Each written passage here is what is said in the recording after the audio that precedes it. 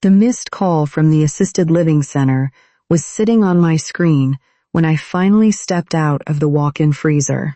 It was 4:15 on a Tuesday, the kind of Duluth afternoon where the sky looks like a wet sidewalk. I didn't call back right away because I had a pallet of bruised peaches to deal with, but by the time I got to the parking lot, Alex was already texting me. "Already handled it. T," he wrote. "Just a scheduling thing for Miranda." I didn't ask what handled it meant until I got home and found him in the kitchen, methodically sorting through a stack of county records files he'd brought home to finish. He looked peaceful, which always made me feel like I was the one bringing the storm into the house. "Why were they calling my phone?" I asked, dropping my keys on the counter. "I thought you were the primary contact." Alex didn't look up from his papers. "They probably just cycled through the list. It wasn't a big deal. Just the transport for her physical therapy." "What about the transport?" "They're short-staffed on Tuesdays," he said, finally looking at me. He had that calm, clerk-like expression, the one that suggested everything had already been filed in the correct folder. "I told them you could swing by and pick her up at 10, since you're already in that part of town for the store." I stared at him. "I'm at the store at 10, Alex. I'm managing a department. I can't just leave the floor because the facility is short-staffed." He shifted a paper, smoothing the edge with his thumb. "I mean, you could probably just step out for an hour. Your assistant is good. Sarah can handle the produce receiving." Sarah is 22 and thinks first in, first out is a suggestion, I said. I wanted to tell him that he'd just volunteered my professional reputation for the sake of a shuttle ride. But instead, I leaned against the counter. "I'm sure the inventory will just walk itself into the freezer while I'm playing chauffeur." Alex sighed, a small, patient sound. "Brandy, please. My mother is already stressed about the new medication. If she finds out there's a conflict, she'll think we're arguing about her. She'll get worked up." "We are arguing about this," I said, "because you told a stranger I was available when I'm literally on the clock." He stood up and walked over, not to hug me, but to move a dish towel out of my way. "It's just a few hours a week. Honestly, upsetting my family over a scheduling tweak would be worse than you being a little inconvenienced. It's not worth the drama." I opened my mouth to tell him that my job wasn't an inconvenience, but he had already turned back to his files. He was reliable like that. He never forgot a deadline or a form, but he had this way of deciding what the drama was before I even got to speak. I walked into the living room and sat on the edge of the sofa, listening to the sound of him stapling papers in the kitchen. I didn't say anything else. I just watched the clock on the wall tick toward 5, wondering who else at the center now thought I was the one in charge of the Tuesday commute. I didn't go back to the center on Tuesday.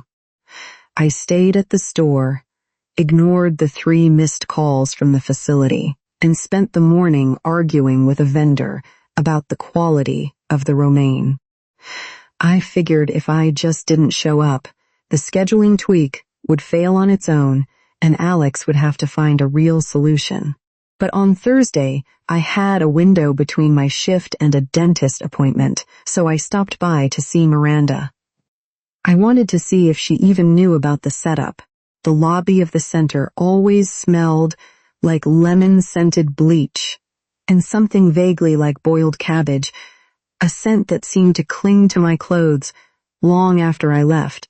The receptionist, a woman named Brenda, who wore a headset and a permanent look of mild exhaustion, beamed at me when I walked in. "Brandy, so good to see you.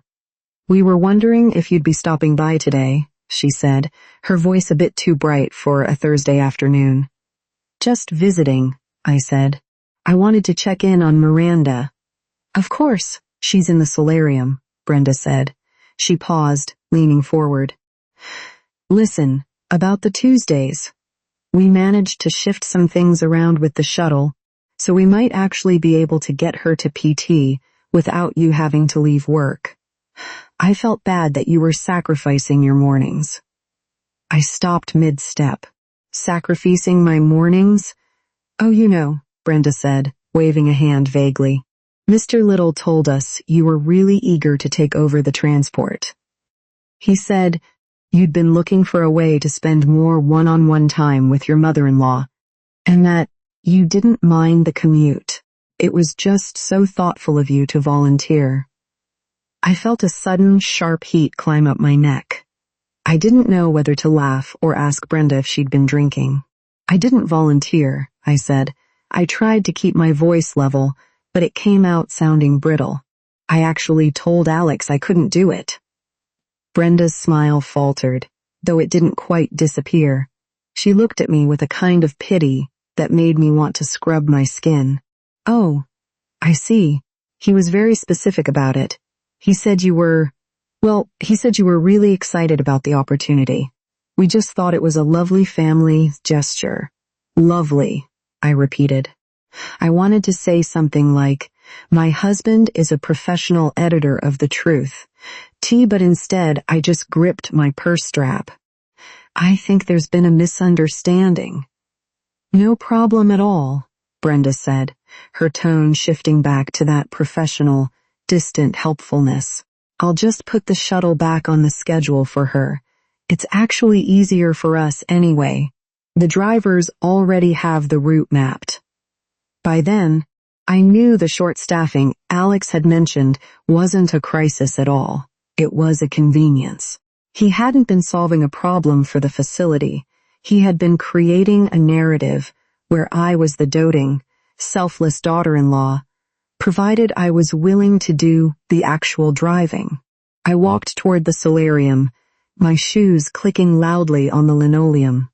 When I found Miranda, she was sitting in a vinyl armchair, staring out at the parking lot. She looked small and fragile, her hands shaking slightly as she held a plastic cup of water. Hi, Miranda, I said, sitting in the chair beside her. Hello, Brandy, she whispered. She didn't look at me. Alex told me you were so happy to help with the rides. He said you told him you missed me. I looked at her, and for a second I couldn't find a single sharp thing to say. I just sat there in the silence, the smell of bleach filling my nose, while Miranda kept staring at the parking lot. I stayed for 20 minutes, then I got up and left without saying goodbye.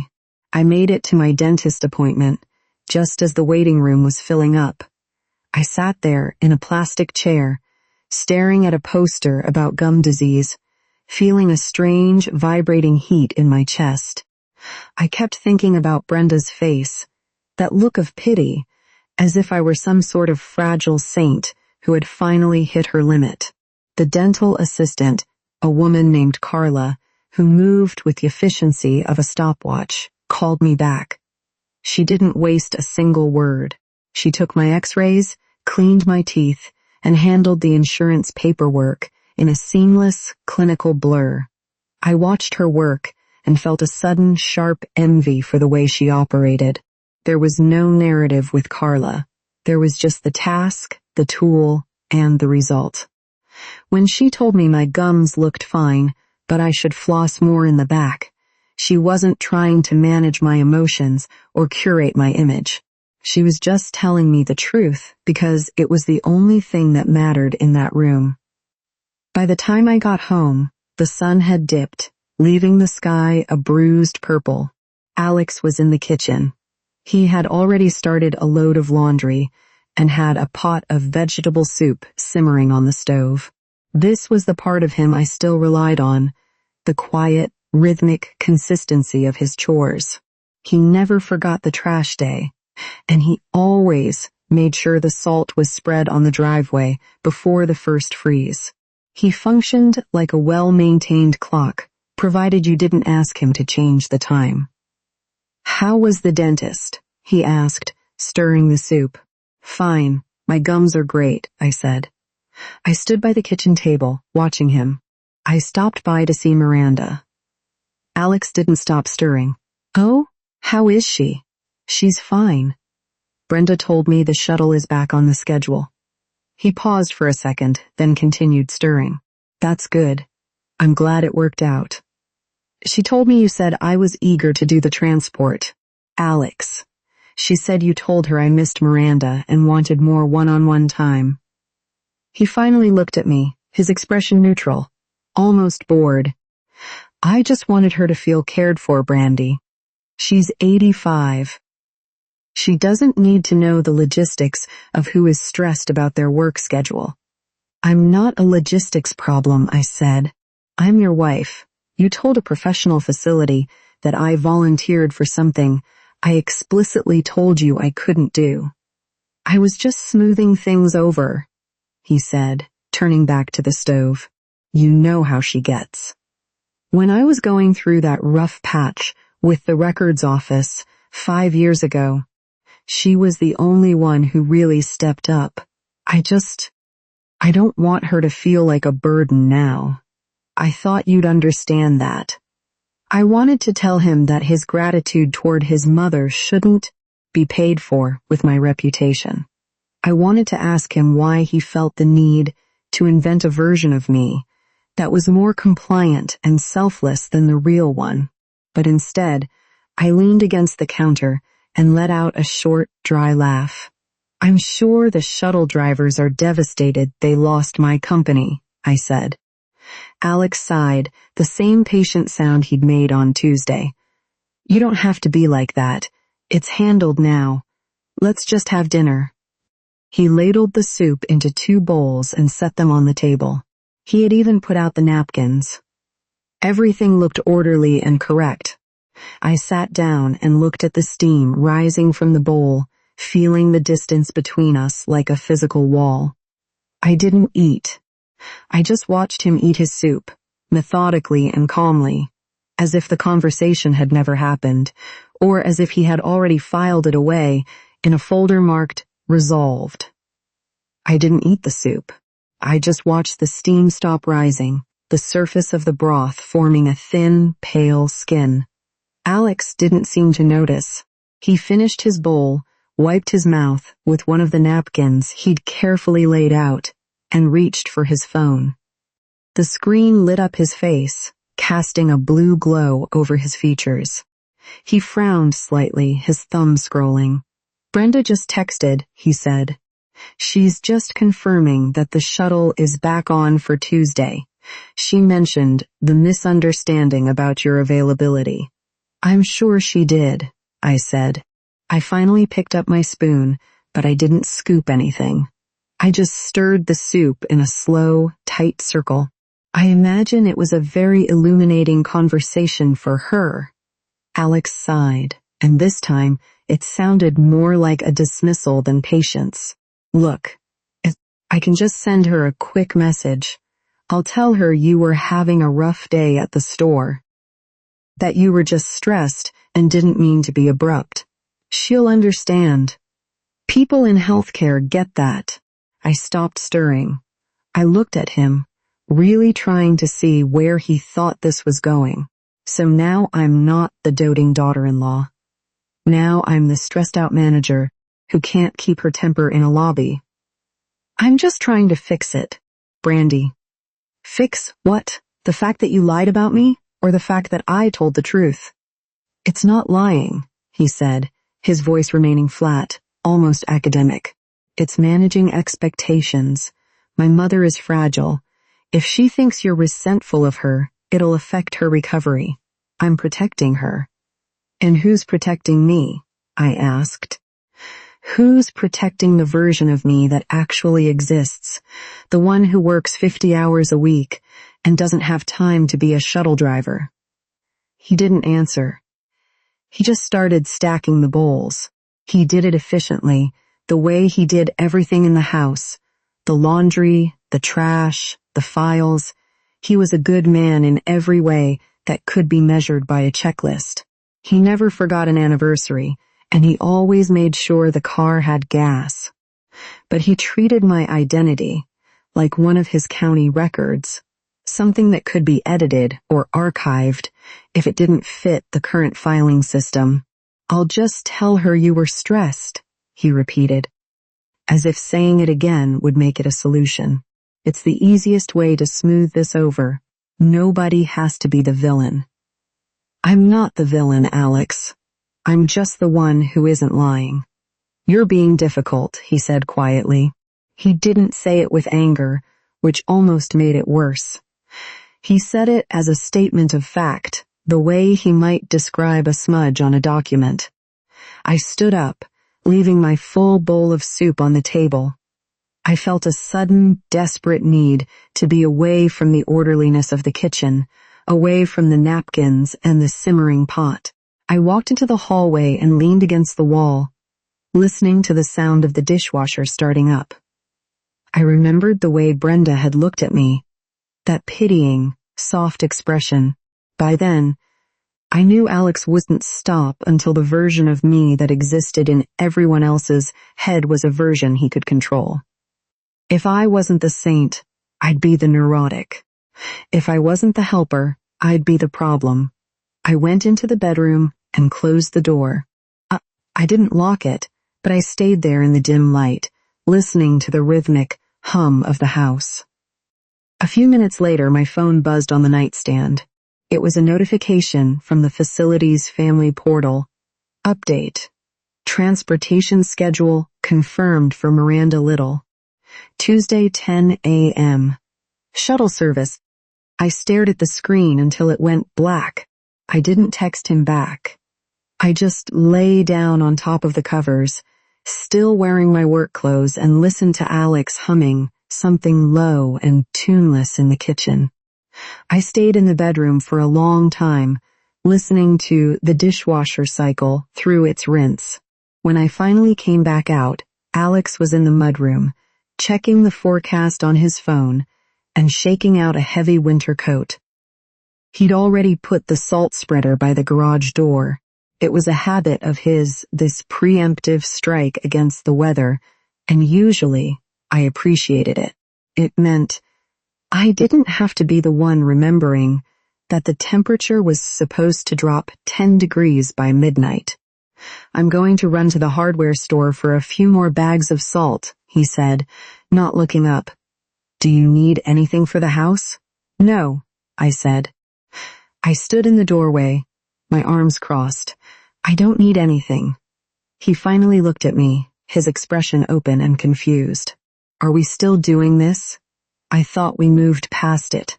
The shuttle is sorted." "You didn't sort it, Alex. You just waited for the truth to catch up with you." He sighed and stepped toward me, reaching out as if to pat my shoulder, but I stepped back. He let his hand drop. "I don't know why you're making this a thing.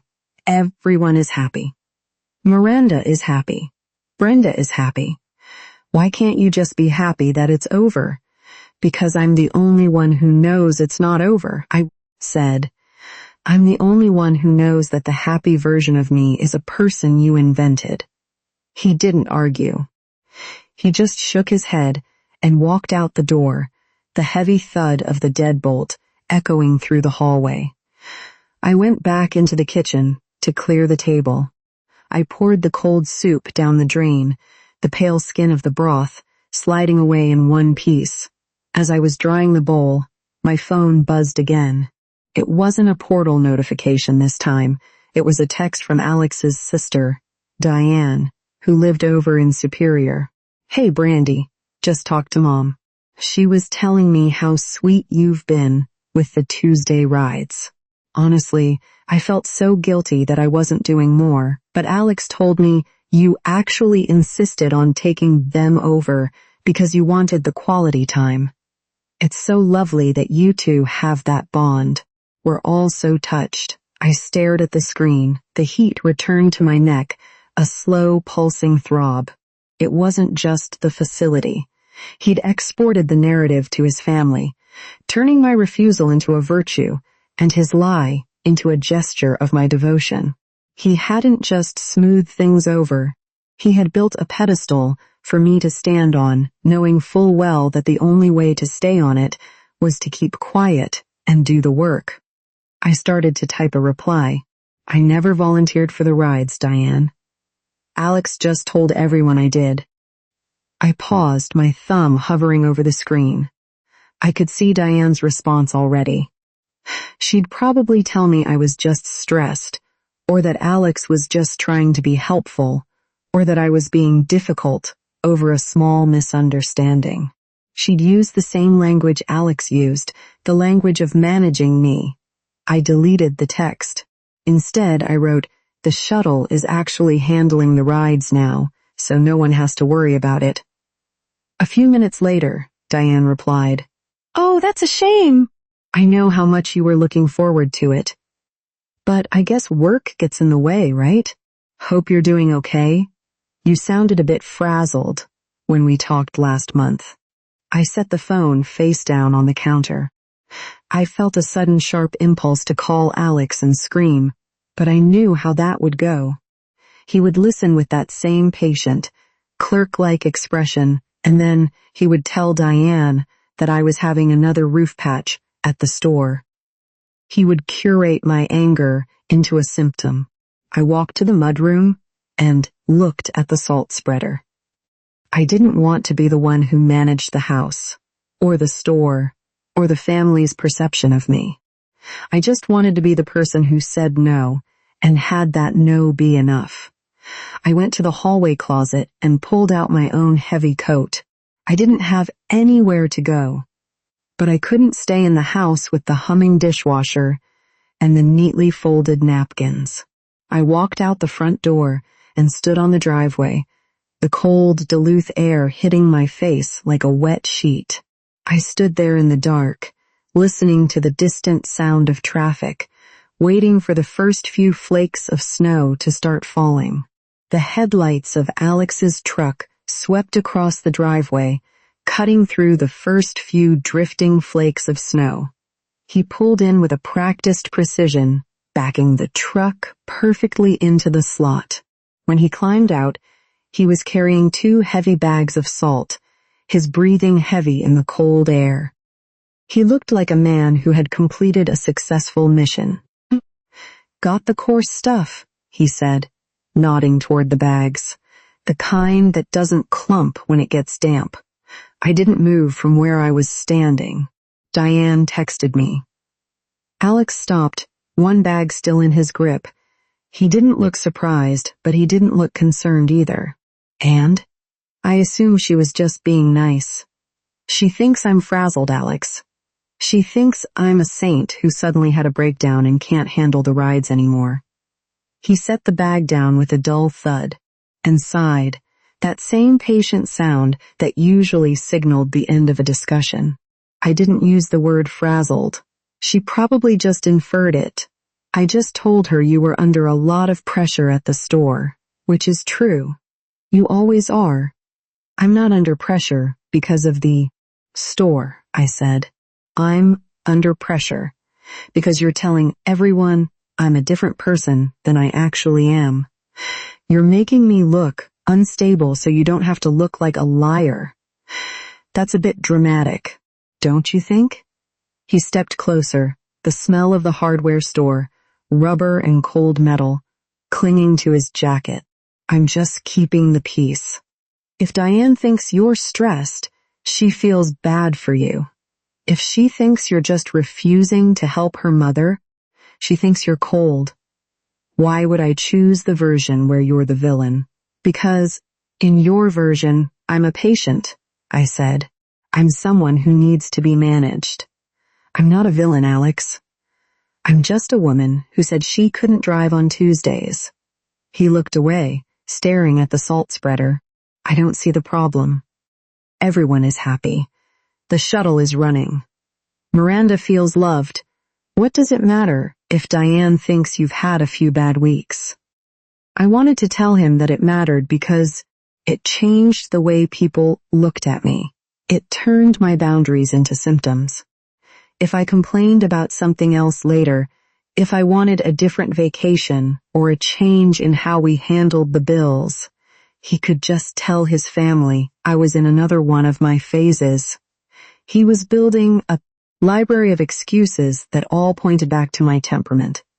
"I don't want you to do that," I said. I tried to keep my voice from shaking, though the cold was starting to seep through my coat. "I don't want you to smooth me. Stop telling people I'm stressed or frazzled or whatever word makes it easier for you. Just tell them I can't do it." Alex shifted his weight, looking genuinely puzzled. "Why would I do that?" "It just creates unnecessary friction. There's no reason to make it a conflict. It's already a conflict," I snapped. "It's just a conflict that only I'm feeling because you've edited everyone else out of it." He didn't answer for a long time. He just stood there in the dark, the snow beginning to settle on his shoulders. He wasn't angry. He was just waiting for me to finish being upset. He had this way of absorbing my frustration like a sponge, leaving me feeling exhausted while he remained perfectly dry. "I'll be more careful," he said eventually. It wasn't an apology. It was a promise to be more discreet with his editing. He picked up the second bag of salt and walked toward the garage. I stayed in the driveway for another minute, watching him work. He began spreading the salt with a rhythmic, steady motion, clearing the path with a diligence that was almost touching. He really did care about the house. He really did care that I wouldn't slip on the ice. I walked back inside and went straight to the kitchen. I picked up my phone and opened the message thread with Diane. I didn't send another correction. I didn't try to explain that I wasn't frazzled. I just muted the conversation. I went to the pantry and took out the heavy ceramic bowl we only used for holiday punch. I spent the next 10 minutes scrubbing it with a sponge, focusing on a stubborn stain at the bottom, until the porcelain felt smooth and clean under my fingers. When I was done, I put it back on the highest shelf, far out of reach, and turned off the kitchen light. The next morning, the frost had turned the world a brittle, chalky white. I didn't wake up feeling resolved. I just felt a heavy, dull exhaustion that seemed to have settled into my joints. I waited until Alex left for the records office, the sound of his truck fading down the street, before I picked up the phone. I didn't call Diane. I didn't call Miranda. I called Brenda at the assisted living center. "Brenda, this is Brandy Jensen," I said, my voice sounding thin in the quiet kitchen. "I'm calling to make sure my phone number is completely removed from the transportation contact list for Miranda Little. Please make Alex the sole point of contact for all scheduling and transport issues moving forward." There was a brief pause, the sound of typing in the background. "Of course, Brandy. I'll update the file right now. Is everything okay?" "I know things seemed a little tense the other day. Everything is fine," I said, and for the first time, I didn't feel the need to explain that I wasn't frazzled or stressed. "I just want the records to be accurate." "Understood. You're all set." I hung up and felt a small, sharp click of satisfaction. I hadn't won a war, and I hadn't changed Alex's mind about how to manage me, but I had corrected the only piece of paper that actually mattered. I had removed myself from the narrative of the doting volunteer, not by arguing, but by editing the record. When I got to the store, the produce loading dock was a chaotic mess of cardboard and damp pallets. Sarah was standing there, looking overwhelmed as a driver from the distribution center shouted about a missing crate of organics spinach. My instinct kicked in immediately. I started to move toward her, already formulating the exact way she should have checked the manifest and the specific tone she needed to use to shut the driver down. I could see the mistake she was making. She was being too polite, letting the driver dictate the pace of the unloading. I opened my mouth to take over, to step in and fix the situation with the efficiency I knew was required, but I stopped.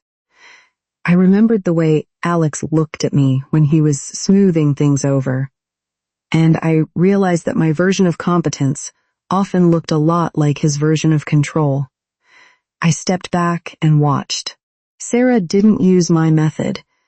Instead of arguing about the manifest, she simply stopped the unloading process entirely and told the driver she wouldn't sign for the shipment until the crate was found. She didn't raise her voice. She just stood her ground with a quiet, stubborn stillness. The driver, realizing he wasn't going to get a quick exit, grumbled and went back into the trailer. 2 minutes later, he emerged with the spinach. It wasn't how I would have done it, but it worked. Sarah looked over at me, her expression cautious, as if she expected me to critique her timing. I just nodded and walked back toward the walk-in freezer. That evening, Alex was in the living room, meticulously organizing a stack of mail. He looked up as I walked in, his expression neutral and pleasant. "I heard from Brenda today," he said. "She mentioned you called to be taken off the transport list. I don't know why you felt the need to make it so formal, but I've already told her it's fine." I didn't answer. I didn't tell him that his fine was a lie, and my formal was the truth. I just walked past him and went into the kitchen to start dinner, leaving him alone with his neatly sorted envelopes. By the time November hit, the air in the house had settled into a cautious, quiet truce. Alex still did the laundry and salted the driveway, and I still managed the produce department without hovering over Sarah. We spoke about the weather, the grocery lists, and the leaking faucet in the guest bath. We didn't speak about the frazzled version of me that Alex had distributed to his sister and mother. I just let it sit there, a ghost in the room that he pretended wasn't there. The tension came back when the Thanksgiving invitations started. Alex mentioned it while he was folding towels. Something about his mother wanting us there for the whole long weekend, starting Wednesday. "I told Diane we'd be there to help with the prep," he said, not looking up from a bath towel. "She said Mom is really struggling with the heavy lifting this year, and since you're so good at organizing the kitchen, it would be a huge help." I stopped in the doorway. "I didn't agree to that, Alex." "I know, but I just figured you figured I'd be the one to do the heavy lifting and the organizing," I said. I didn't raise my voice. "I'm not going to Superior for the long weekend." Alex stopped folding. He looked at me with that same puzzled, neutral expression. "What do you mean?" "We always go. It's the tradition." "I'm visiting my parents this year," I said. "I already called them. I'm going to stay with them for a few days." He blinked, his brow furrowing. "But we can't just change the plan now. I already told them. It'll look strange. They'll think something is wrong. Then tell them the truth." I said. "Tell them I'm visiting my own family." "Brandy, please. If I tell Diane you're just skipping out on Mom, she'll think you're being cold. I can just tell her you've got a massive inventory audit at the store, that you're stuck in Duluth for work. She'll understand. It's a professional excuse." I looked at him, and for the first time, I didn't feel the heat in my neck. I just felt tired. He was still trying to edit me, still trying to turn my no into a circumstance that required his management. "No," I said. "Don't tell her I'm working. Don't tell her I'm stressed. Just tell her I'm not coming." "Why are you making this so difficult?" he asked, his voice flat. "It's just a few days. Why can't we just make it easy for everyone?" "Because I'm done making it easy for everyone else by being invisible," I said. I didn't argue with him for the rest of the week. I didn't try to explain why it mattered or how it made me feel. I just booked my hotel and packed a small bag. The morning of the trip, Alex stood by the front door, his suitcase packed and his coat on. He looked at me, his expression a mix of confusion and a lingering, quiet resentment. "I told Diane you were feeling under the weather," he said quietly. "I didn't want her to be upset with you. I didn't even look up from my keys. I'm sure she appreciates the lie." He didn't answer. He just opened the door and walked out to his truck. I watched him drive away, heading towards Superior, and the version of our life he preferred to maintain. I stayed in the quiet house for a moment. Then I picked up my bag and walked to my own car.